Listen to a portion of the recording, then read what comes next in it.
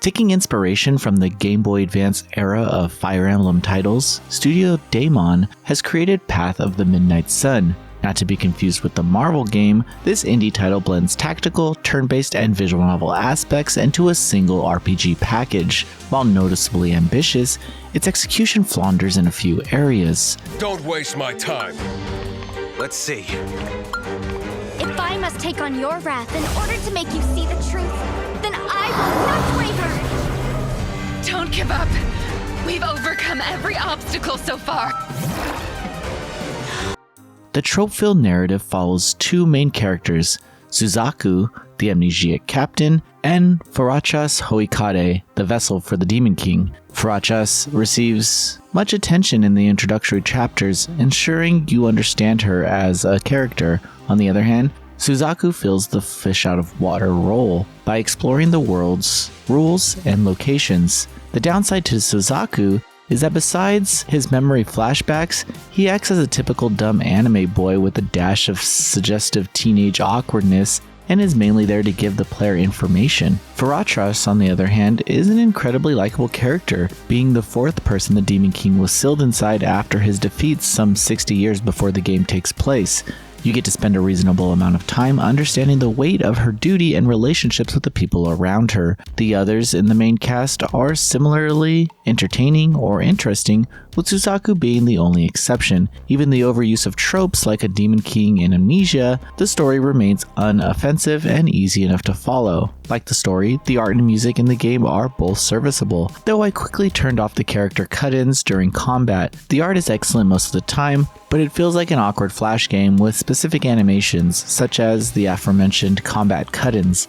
The voiceover work is well delivered and a large portion of the script is voiced. My only critique is the overused spoken lines during combat, though the VAs do an excellent job despite this faults, and unfortunately the music is passable, but no track actually stood out. As previously stated, Path of the Midnight Sun blends several different styles of gameplay. First, every town area is explored in a visual novel style, similar to how you would play the mainline Ace Attorney games. You mouse over assets on the screen to either investigate them or talk to characters in the area. Most conversations have multiple ways to continue, and choosing the correct response will increase your affinity with these characters or impact their sanity, which I will get into later. Then, after acquiring Lokos, the treasure hunting dog, you can find hidden items and money across nearly every screen. Town areas also have side quests to pick up, which you can choose to do or not, and have several rewards on top of giving you gold and experience.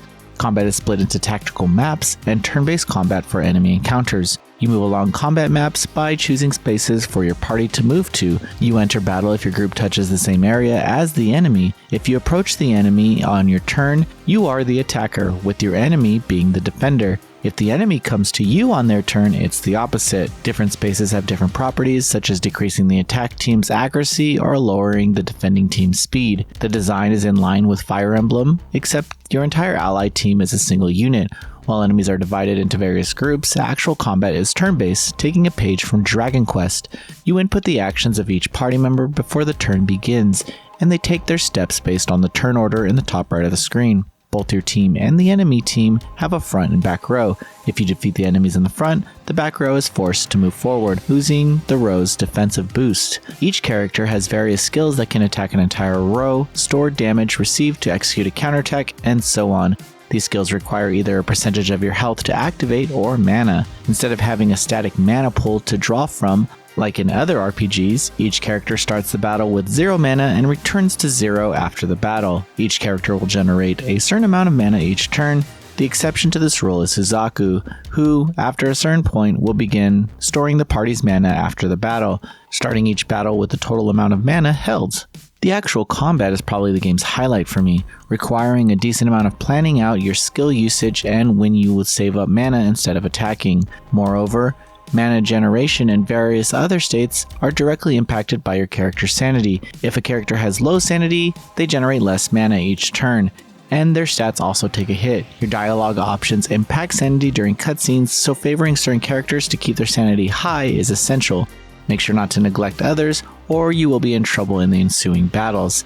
You'll likely want as many advantages as possible because this game can be challenging. You see, money for healing items is scarce since you also need to ensure your party is properly equipped. A handful of characters have healing abilities in battle, but those require mana, so you can't heal when you please. You don't always regain health after chapters either. To top it all off, enemies are often at a higher level than you, and they do significant damage. As a result, the need for healing items is much more vital and forces you to prolong combat to spend turns healing instead.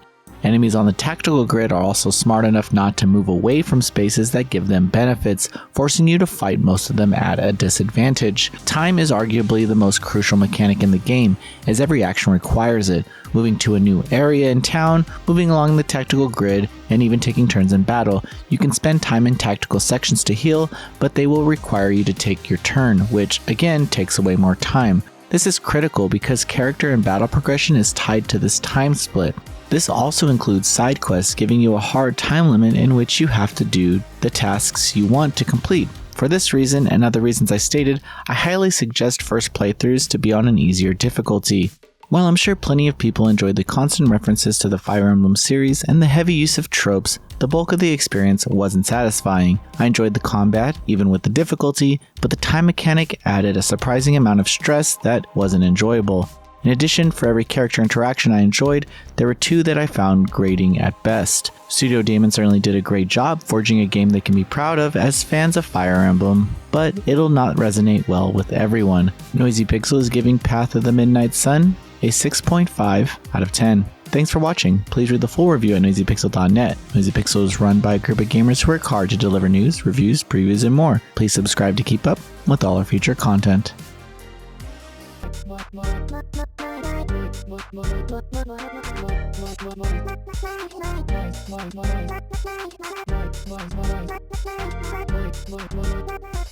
Noisy Pixel.